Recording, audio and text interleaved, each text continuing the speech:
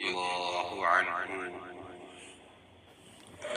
كالجتشي ببلة أنيتا أمير ابن وهب أودع له عمر ابن الخطاب أمير ابن وهب كبدر زمجا إلت برسولاي من ماينت كدات بيدر سبتم لجون كمسلموش بمركنيانت أسرقبو نبر كزمجاو يتملسو أمير سقات لي ولقوال እርሱ በሙስሊሞች ላይ በሚፈጸመው ወንጀል ሙስሊሞች ልጁን መበቀያ እንዳያደርጉበት ገምቷል።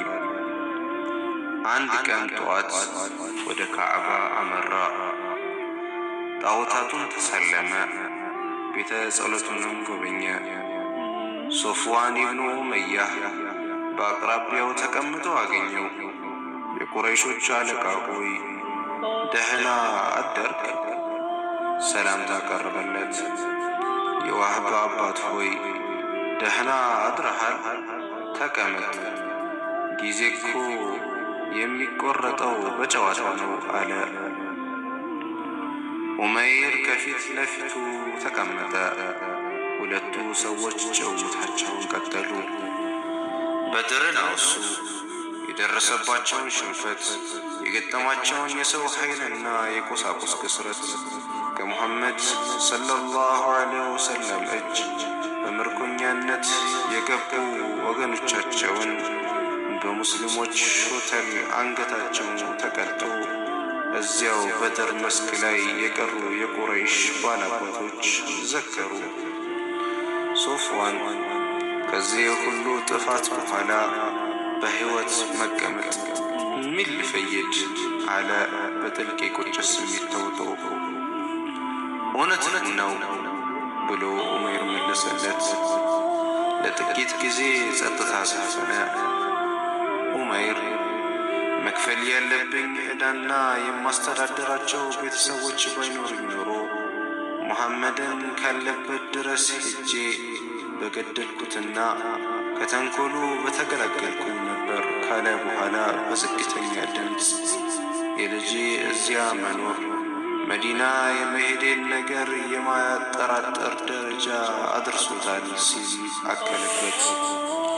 ሶፍዋን የኡመይርን ቃል አዳምጧል። ይህን ጥሩ እድል ሳይጠቀምበት ሊያልፈው አይገባም። ኡመይር ስለ ቤተሰቦችህም ልታስብ አይገባም። በሕይወት እስካለሁኝ ድረስ ከኔ ጋር ይሆናሉ። እንኳን ለነርሱ ለሌላም የሚተርፍ ብዙ ገንዘብ አለኝ አለው።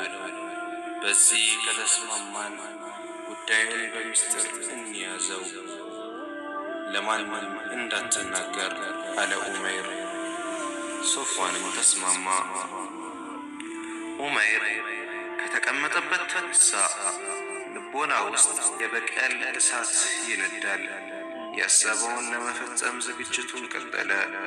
በጉዞ ማንም በሌላ ይጠረጥረኛል የሚል ስጋት አላደረበትም።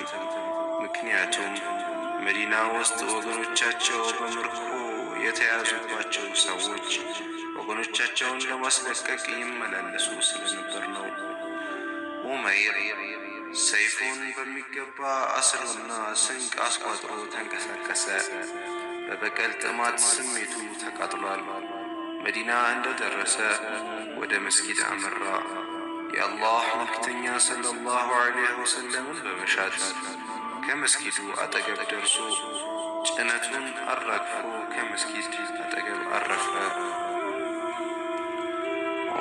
ዑመር ኢብኑ አልኸጣብ ረዲየላሁ ዐንሁ በጊዜው ከመስጊዱ አካባቢ ከጥቂት ሰሓቦች ጋር ተቀምጠው ነበር።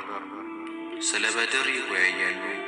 በሙሽሪኮች ላይ ስላደረሱት ጥፋት፣ ስለተያዘባቸው ምርኮኛ አንሳሮችና ሙሃጅሮች የፈጸሙትን አስደናቂ ጀብዱ እንደ አዲስ እያወጡ ይነጋገራሉ። አላህ የጎናጸፋቸውን ድል፣ ጠላቶቻቸውን ለሽንፈት መዳረጉን ይዘክራሉ። ዑመር ረዲየላሁ ዐንሁ ዘወር ሲሉ ዑመይርን ከግመሉ ላይ ወርዶ ወደ መስጊድ አቅጣጫ ሲያራምድ ተመለከቱት። ሰይፉን ደብቆ ይዟል። በአላህ ይሁንብኝ፣ ይህ ውሻ የአላህ ጠላት ዑመይር ኢብኑ ዋህብ ነው።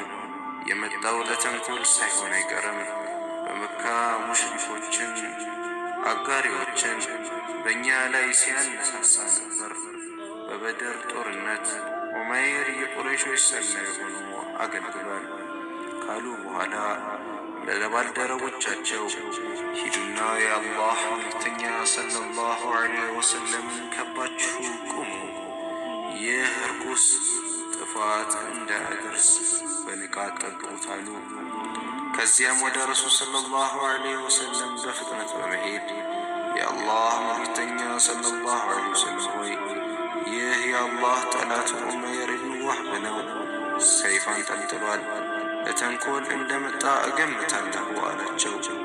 ከኔ ዘንድ አስገባው አሉ መልእክተኛው።